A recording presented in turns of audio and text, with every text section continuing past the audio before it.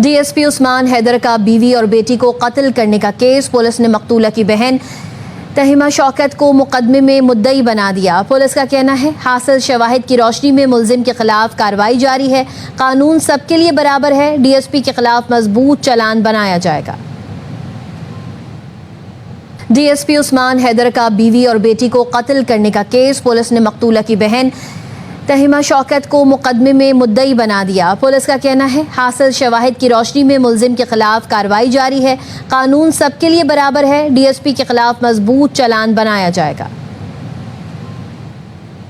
DSP Usman Haider का बीवी और बेटी को कत्ल करने का केस, पुलिस ने मकतूला की बहन तहिमा शौकत को मुकदमे में मुद्दई बना दिया। पुलिस का कहना है हासिल शवाहिद की रोशनी में मुलजिम के खिलाफ कार्रवाई जारी है।